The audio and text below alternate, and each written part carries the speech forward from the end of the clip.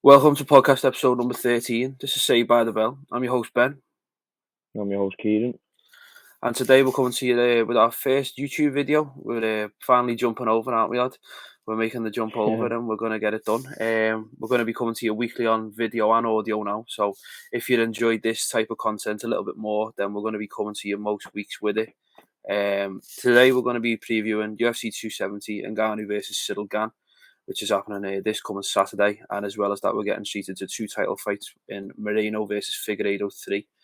If this is your first time listening to us, be sure to subscribe to us on our YouTube channel now that we're active there. And I'll leave in the link down below. I'll leave a link to all of our social medias in the description. So yeah, what do you reckon, lad? What do you reckon? Gane and Ngannou? I reckon Gane's got him, you know. It's a big fight, isn't it? It's a big one. Yeah, it's heavy. I think I don't know, it's one of them. It's hard because Gane's he's a different animal. He's like so agile. He's so good on his feet. He's so quick. But then in Ngannou, he's quick as well. You know what I mean? Yeah. He's rapid. Like people just see him as a big punching power, which he is, but he's also quick. You know what I mean? He is quick. He charges at you rapidly. So for such big fellas as well, like they run at you, and I think the speed thing for such like muscular built guys, especially Gane, like he moves like a middleweight. He's bouncing around the octagon, throwing up like flying knees and whatnot. He's been quite a unique addition to the division, hasn't he? In what he's been doing. You haven't really seen anyone like him before. Yeah, and to think that he's only been doing it for 3 years. He's only been doing MMA for 3 years. Is a crazy like prospect. Yeah, it's like we haven't seen the best of him yet. No. He's undefeated as well. He's on a 10-fight win streak in MMA, but in the UFC he's on a 7-fight, I think, win streak. Last time out in August, knocking out Derek Lewis as well, the holder of the record for the most knockouts in UFC history. That was the first time getting knocked out as well, wasn't it? Yeah, I believe so. And for Ngannou, it's his first defence. Last time out, he took the belt from Stipe, obviously, in devastating fashion. But I'm not sure how I'm going to go with this one. I think it's going to be a close matchup. I know a lot of people are sitting on the fence, but I don't think we should sit on the fence. I reckon we should give a prediction. I reckon Gane's got it, lad. I reckon Ngannou, because he's like. Did you see that presser yesterday? Yeah, sorry, yeah. I reckon Gane was like, Ngannou had his shades on, and I reckon he's been chatting a load of shit about knocking him out during sparring. Yeah. So I reckon he done anything of the sort, because it was like the way Gane was saying it was detailed. You know what I mean? He was like, look me in the eye and tell me, that you knocked me out. You didn't even drop me. You didn't even drop me with the kick. But he'd obviously said that he knocked him out bad. I seen he said he knocked him out bad. Yeah. So it's a bit weird, but I reckon Gane's got him. I reckon he's got him a bit mentally as well. Yeah. It's the calmness of Gane more than anything. Like, I'm not sure whether you think that Ngannou's like calm himself. I believe he's a bit turned into a bit of a brash character since he picked up the belt. You know, demanding a lot of money from the UFC, and I know Dana's not too sprung on him. Doesn't like people like that anyway. Yeah. And people like that don't tend to last too long in the UFC, do they? I know it's his last fight as well on his contract. There's talks of him going over to boxing as well, isn't there? And doing a bit with Tyson Fury. No, Ngannou. Oh yeah. Yeah. I reckon he fucks off me. He's doing me head in all of it a little bit. He's I feel like this is a bit of a setup, to be honest, for him to go. Like, but then at the same time, it's still a fight. I think it's a bit weird. I don't reckon Ngannou's gonna roll over lightly, but I don't know. It's a weird. I just don't know. I can't see Ngannou being able to hit Gane. Yeah, because he's too quick. Yeah. He's too quick. He's just too hard. His movement's too good. You know what I mean? But then at the same time, it only takes one punch. It does. That's the beauty of the fight. You know, Ngannou can hit Gane with one shot and it's out. It's all done. Yeah, done. Whereas Gane's going to have to try and avoid that, isn't he? Well, yeah, if anything, he'll try and take him to deeper waters. Take him a bit further on into the fight and tire him out, because he knows that's where like Ngannou struggles a bit more. Yeah. Ngannou's on a 5-fight win streak as well going into this. Pretty much, if you look at the tape, they're both 6'4", and Ngannou's got a slightly bigger reach, And I think for Cyril Gane, the takedowns and the submissions are going to be a big one. If he Yeah, can get Ngannou down, unlike Stipe in the last time out, because I think it was a bit of a shock to a lot of people, weren't it? That yeah. Ngannou defended so well and he looked so polished the last time when Stipe tried to take him down. But we'll just have to see what it's saying in the first round. It'll be a bit of a chess match. I think obviously it's a 5-rounder, so it's a long fight. I Yeah. think Ngannou's got 2 rounds in him, and I think if he doesn't get it knocked out in 2, then there's a strong chance that Gane will be able to turn it on and get him to the ground and steamroll him. Yeah. I think maybe as it goes later in the fight, I think Gane stands a better chance. I think I'm probably going to go with the 4th round. Gane's going to either sub him or KO him, I think. Yeah. I wouldn't disagree with that. Like, yeah, I think there's a lot of bad blood there as well, isn't there? Yeah, well, there is recently because they were mates, weren't they? So yeah, it's a bit weird. But yeah, because Ngannou fucked off on them. That's what I'm saying, lad. I think with Ngannou at the minute, with the way he's acting towards the UFC and stuff like that, I reckon he's just beat with the whole thing anyway. You know what I mean? Just the whole fighting in the UFC, just everything about it. I think he's beat. Yeah. So I reckon that's going to work against him. I think he's probably done the wrong thing going about his business the way he has since he got the belt. Yeah, he has, defo. Yeah, and I think for a lot of people, it's rubbed them up a little bit the wrong way as fans and spectators of the sport. But yeah, I see. I'm the same as you. To be honest, because he's got a bit of a point in what he's saying. Like, he's the heavyweight champ of the world. You know what I mean? He's the heavyweight champion, and it's like he is a bit of a big name. Everyone knows him. Like, he's got the hardest recorded punch in history, and he's still getting a pittance in comparison to, like, big fighters, big names. Yeah, I agree. So he's got a bit of a point. Like, I'm not taking that away from him. Like, but it's just the way he's gone about his business, as you say. It's just a bit I think maybe some of that's like the English. His English isn't the best either, is it? So it's probably put him at a downwards trajectory also from the start. Yeah. The fact that he probably couldn't say what he wants to say in the way he wants to, like, articulate it anyway about the whole contract situation and whatnot. But yeah, Cyril Gane's got this in from both of us, hasn't he? I think we're going to see we predicted on the last one, didn't we? A big year for Cyril Gane if he can get the belt off Ngannou. Feel like he's the more active fighter, isn't he? Yeah. And I think the last week or so, it's been legalised in France now, MMA. So what better time for the belt to swap over to a Frenchman, a born and bred Frenchman, and then take the UFC over there to defend his first or second defence. Be decent. And when you think that the title fights are over, we're getting another one. We're getting the trilogy fight. We're getting Davis and Figueiredo challenging Brandon Moreno for the flyweight title after that shock back in the last fight where Moreno came in and pretty much dominated from start to finish, didn't he? Yeah. It was weird. It was a weird fight, that.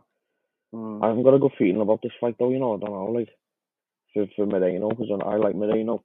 I know you do as well. I like Figueiredo too. He's a good fighter, but I don't know. I just haven't got. I feel like Figueiredo's got a bit of a fucking point to prove. You know what I mean? Like, he's an animal as well. He's dead fucking aggressive. And I don't know, but Brandon Moreno, I mean, he's a heavy fighter, like, but he just looks like a little boy. You know what I mean? He looks like a little boy, and it's like, I don't know, with the trilogy, I feel like they shouldn't have done a trilogy, really. Yeah, you don't know what's going in the contract and stuff. In the second fight, do you? It's the nitty gritty. But the acquisition of Henry Cejudo was a big one for Davis and Figueiredo, I think. Yeah. Triple C. Doing wrestling and stuff. Yeah. I believe he'll be He's able to, like, wrestler anyway. Yeah, he's boss. And he has the jiu-jitsu to be able to compete too, doesn't he? But when you get someone like Triple C in your corner, then you're destined for decent, like, greatness, you know what I mean? Yeah. I mean, I don't like him, like, but he is. Triple C is one of my faves. Not bad. Yeah, but I don't know. I'm pretty much the same as you with this one. I think Moreno, this one will be a big test to see whether the first victory over Figueiredo was just pure. It was his night and Figueiredo had an off night, or whether he was actually, dominant in the fashion that he wanted to be, sort of thing. It'll be a good fight. They're always good fights, then. Yeah, all the flyweights are zippy, aren't they? Flyweights, yeah. What are you saying for it? What's your predictions? What are we saying? I reckon Figueiredo will knock him out. Think so? Yeah, I reckon he's going to knock him out. I'd love to be able to say that I can see Brandon Moreno win it, but I think this belt might get tossed about a little bit throughout the course of the year. There's a couple of names that could challenge, but I think I'm going to go with Figueiredo winning 2. I think we'll see 2 and news on Saturday night. I think that he'll probably get him to the floor and try and punish him. Get some of that Cejudo wrestling in there.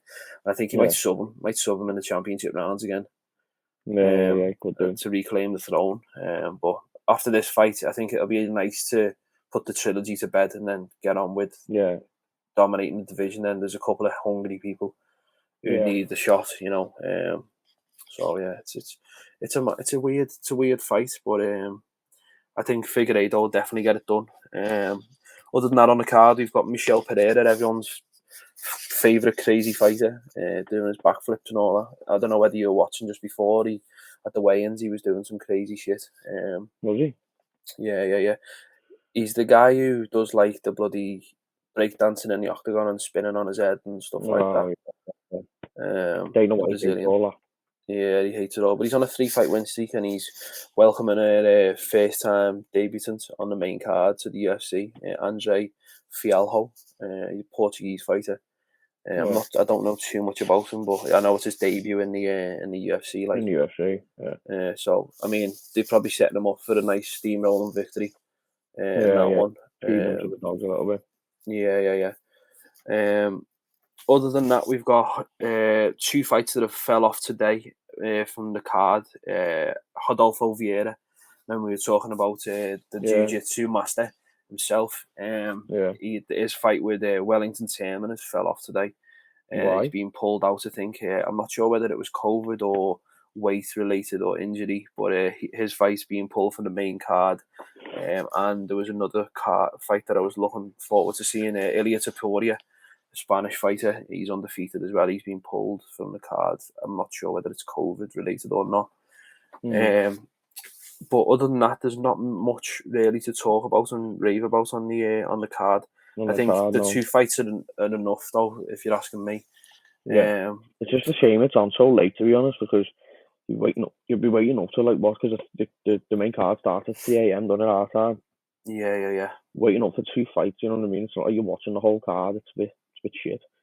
Yeah, and for the quality of the fights, though, I think if we're predicting correct and it does go 4 rounds in the Figueiredo Moreno matchup and Cyril Gane and Ngannou goes 4 rounds, then we're getting a good 20 odd minutes, aren't we, before it actually finishes? If our predictions come true, like. So yeah, it'll be a decent one. It's the first one of the year, so they're warming it up, aren't they? Because you got Israel Adesanya and Jorge Masvidal to come in a month or so's time. But yeah, it'll be a decent one. So that's our little mini preview because we're going to talk mainly about the title fights. I wanted to spend the rest of the podcast talking about who you think will be champion come the end of the year in each division, and the men's side of things just for today. So I want to start in the flyweight division, as we've just been talking about Figueiredo and Moreno. The flyweight division, in the flyweight division at the minute, obviously you got Moreno as the champ, but I believe that this belt could get passed around a fair bit this year. Askar Askarov is coming up and he's undefeated. I think he's partially deaf, if I'm not mistaken. Deaf. He's partially deaf, and so when he's fighting, he relies on like his corner's hand signals to tell him what to do. Some of the stuff, but he's number 2 ranked. Can't work in his favour. That I know, but he's been really good since he came to the UFC. Good. Yeah. He's only 29 as well, so I'm going with in the flyweight division. I think it's a toss up of like 4 or 5 people.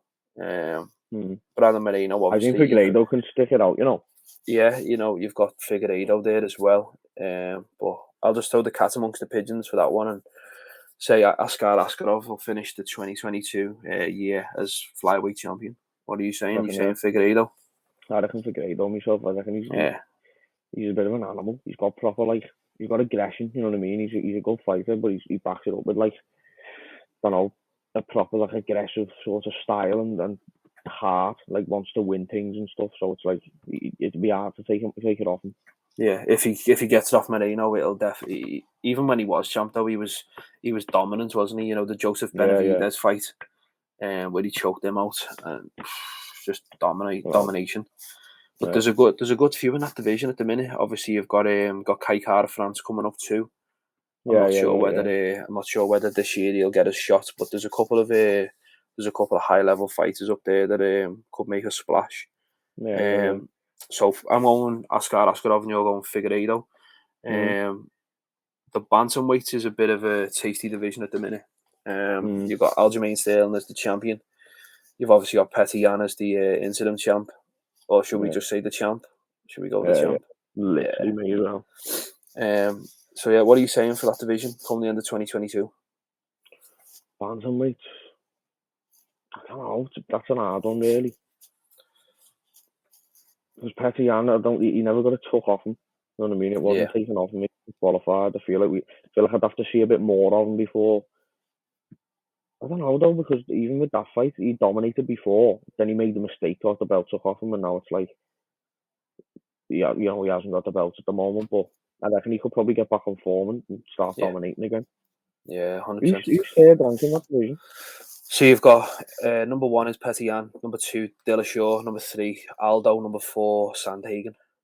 I don't reckon. I can see Dillashaw giving him. I reckon Dillashaw could probably take it off Petr Yan, like. Yeah. To be honest, like, I don't know. It's just something about Dillashaw, isn't there? He's temperamental. Yeah. Very temperamental, and he's a proven fucking PED taker, isn't he? So. Yeah, that's it. Drug cheat. That's it. I reckon he could probably do it though. If anyone's got a chance at him, because he's big for the division. Yeah. I'm gonna go with a little outsiders pick for this one. I'm gonna say that Sean O'Malley starting the year at number 12. I reckon he'll work his way through, and the key for him to get to a title fight this year would be to avenge his loss against Marlon Vera, who's currently ranked 8th. So if he can get a couple of fights in this year and stay active and avenge his loss, he'll push himself right up to a title fight. See, I don't reckon he'll get one this year, mate, just because of his character. Yeah, just because of the way he is about it, he's too lax about it, and I like it, but it's not rocketing him enough to that like level. You know what I mean? It's like to where he wants to be. Still gonna keep putting him into cannon fodder and stuff. I reckon. I think so. Yeah, and put my neck out on the line a little bit with that one, but I think he could. There's a chance, you know, if that's what he wants to do, then he definitely could get himself into a position where he can do that. So yeah, I'm gonna go on Murray for my pick. Yeah, good enough. Featherweight division. That's another big division at the minute. You got Volkanovski as the champ. Yeah. You've got your likes of Max Holloway, Yair Rodriguez, Korean Zombie, Calvin Kattar as well after the other night's performance. Stacked division, yeah, very stacked division. Featherweights, what are you saying? It's hard, that, like, Volkanovski's dominant, like, but I fancy Max Holloway. Yeah, if he can stay healthy. I don't know, because he's injured at the minute and he had to pull out, but I don't know, because it's a weird one, but he's lost to people like Volkanovski before, but I reckon he could probably, I reckon I'll go with Holloway, mate. I'd like to see it. Yeah, Holloway's always a decent pick. Now, my pick for this one is a little bit of an outsider's pick, and I know you're going to hate me for it. So I think you'll get yourself in a position where, come like the summer, Volkanovski will obviously be dominant and be staying dominant. Because I think he'll beat the Zombie. I think he'll be Korean Zombie. And obviously Holloway, if depending on whether he's injured or not, will still be inactive for the time being. So I think they're going to get Henry Cejudo in. I think Henry Cejudo makes his return. I think Triple C will look to become C4. And I think... That's a bit of an injustice, that lad. And I think come the end of the year, you could be seeing Henry Cejudo as your featherweight champ. I'm going to put my neck out there on the line again and say that Henry Cejudo coming for all the gold. You know, I don't reckon he could do it. You know, I don't reckon he could beat the likes of fucking Holloway and that. And Calvin Kattar, he's an animal, him.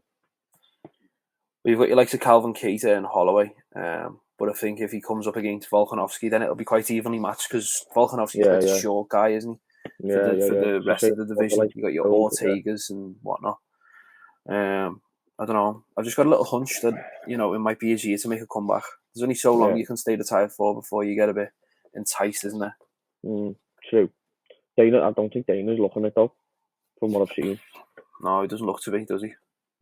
He was saying to him like, "You've retired, you've fucked off, like you're not getting the fight." You know what I mean? Yeah. But I think there's money in it. He'll jump on it. Oh, 100%. But I think Holloway's a safe pick, defo, because he can come back and he can take Volkanovski, take him to the cleaners, like. But I don't know. I still don't believe that Volkanovski beat him over 2 fights. I think if we see a third, did we see a third? It was a trilogy, wasn't it, or not? No, we've seen 2. We've seen 2 and he beat him both times. Yeah. I think if we do see a third, I think it'll be different from Holloway and he'll get it done. But I feel like we're being a bit deprived of that fight by him being injured because I think it was shaping up to be like the redemption story type of thing. It was ready. Yeah. And I know you love Holloway anyway. Yeah, he's heavy. He's just a good fighter to watch. The volume he throws is just impressive. Moving on to the lightweight division now. Again, another shark tank of a division. Obviously dominated last year by Charles Oliveira. Surely he's got to be fighting Justin Gaethje next. You're not saying it, no? Big call. Big call. What are you saying? I don't know. There's that many in there that it's a bit. Whatever you say is a bit mad. McGregor. Somebody messing. No way. Makhachev, I was thinking Makhachev. Yeah. I reckon Makhachev could do it just because he got the Khabib backing. I think Justin Gaethje stands a good chance this year. I definitely think that he's got it in his locker to learn from the last title shot that he got and come back and take the crown from Oliveira. But I believe that he's got it in him. But I think Makhachev, he's undeniable, isn't he? He's undeniable. Yeah, he is heavy, He's the hottest sort of prospect out of that top 5, top 10 at the minute. Yeah. He's on a come up, like. Yeah, if he can stay healthy and stuff, and I think he's fighting Dariush, is it? Beneil Dariush. Yeah. I love Dariush. I think he'll do Dariush. Yeah, I hate to say that, but I think he might. Yeah. He might do him. So it's a toss of a coin, really. I'm Gaethje, 50% Gaethje, 50% Makhachev. I don't know which way. I don't Gaethje because I like Gaethje more than Makhachev. But come the end of the year, I think maybe they might even fight each other for the title. Yeah. Maybe it'd be a good fight, like. Yeah. This is where it's going to start getting interesting now. We're moving up to the 170 division, welterweight. Currently, the champ is Kamaru Usman.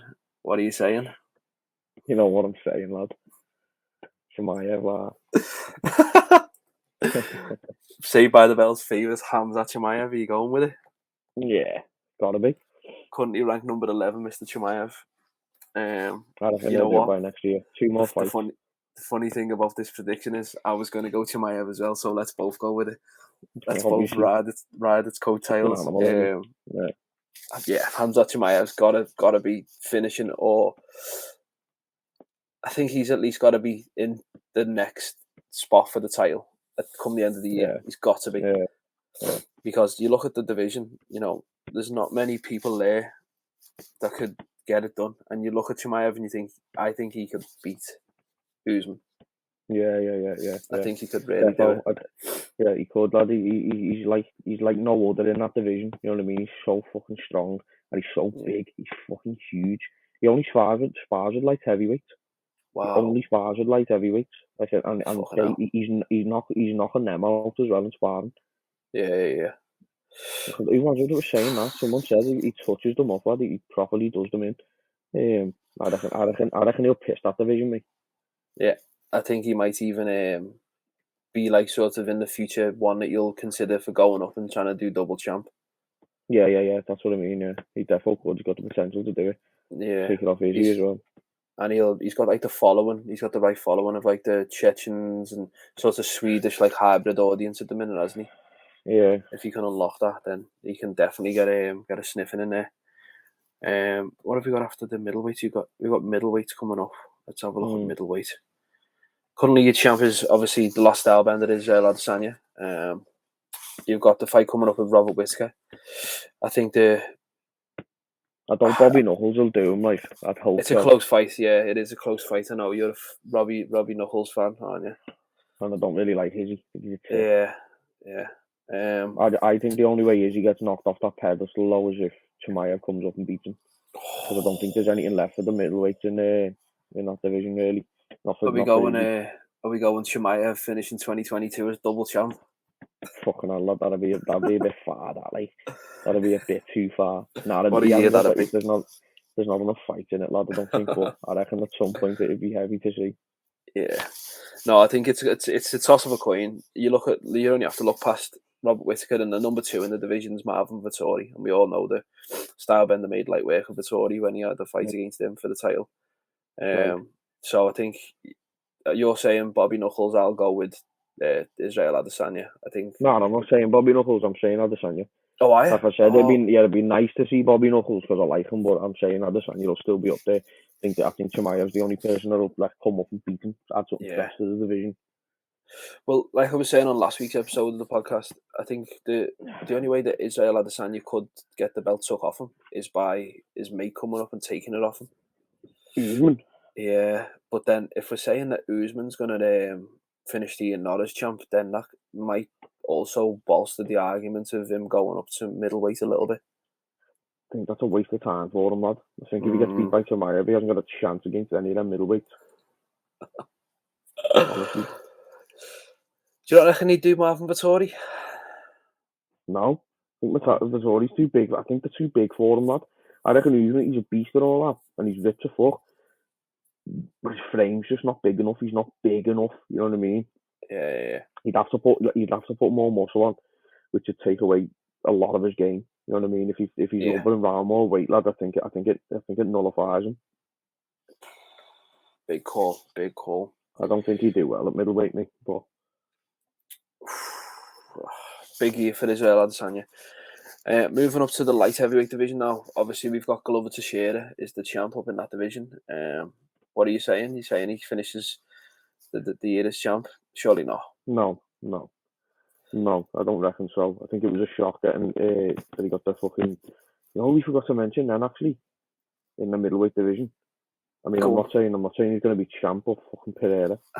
Yeah, I forgot. You love him, don't you? It's your boy. Just because he's beat Adesanya. It could be up there. If Adesanya comes through Bobby Knuckles, then he could definitely be up there. Definitely be up there. Maybe champ like, but I think that's a fight that he can make. Heading into like 2023. Yeah, I reckon so. Yeah, definitely. But for the light heavyweights, I don't think Teixeira I don't think he's going to maintain that. Surely not.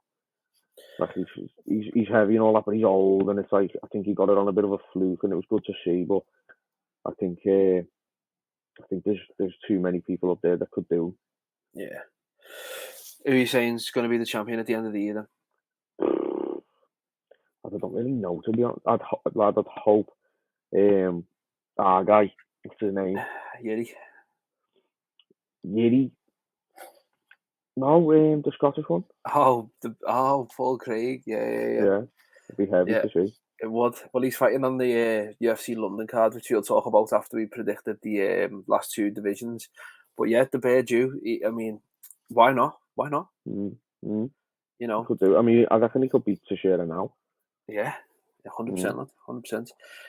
Whether he'll beat Prozacka, that's another argument, isn't it? You know, I don't reckon he could at this point. Like, I think the only one that there's only like two fighters outside of the obviously Prozacka, like I was saying, that I look at and think could really capture gold, and that's Paul Craig and Magomed Ankalaev as well. Magomed Ankalaev. Not a bad shout. Yeah. But Paul Craig that's a big shout, but it's not like out there out of the realms of possibility. Yeah. Definitely. But I'm gonna go Ankalaev. I think last time out against Uzdemir, he put on a clinic. And I think the only thing that stops Ankalaev from being where he wants to be is the fact that he can't speak English. I think if he cracks the English, he'll be able to come over to the US and not just fight on like the international cards. Promote himself a bit more. Yeah, get himself out there a bit more, and I think we could be looking at him challenging for the belt in the next year, definitely. Obviously, he's 6 now. You've got Rakic, Thiago Santos, Lionheart Smith, and Jan Blachowicz, and that's your top 5 above that. Besides Prochaska, I reckon Yuri will probably be champ. Like, I think it's all set up for him, isn't it, to be champ, to go and get the belt. Yeah, I don't see it where Yuri's not the champ. I've got my mind set on it now as a fan, that it's going to happen, and I think it'll happen in Brazil. To be honest with you, I think they'll give Glover his one defense in front of a home guard that he deserves, and he'll lose it. And it might even be his retirement fight. And Yeah, knowing the fella that he is, though, like even watching him when he won the belt, I feel like the type of guy that he is, he'd be happy with that. He'd be happy. Yeah, he would. He's happy he's won the belt, and he wouldn't sort of take it for granted.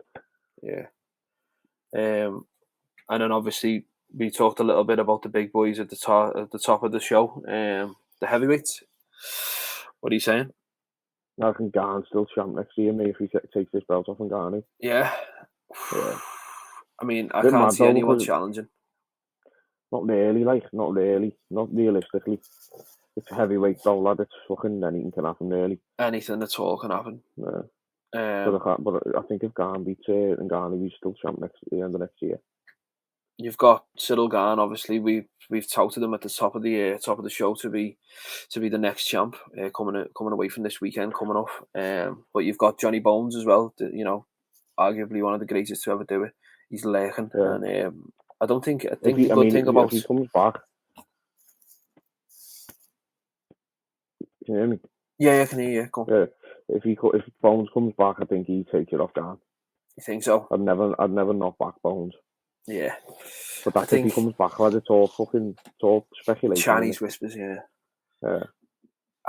I feel like the thing with John Jones moving up to heavyweight is that everyone's anticipating it to be this year, but I think he's doing the right thing by taking his time with his move up to heavyweight. Really, he's not doing, all the social media, and he's not giving dates away. He's just going away and working on himself, type of thing.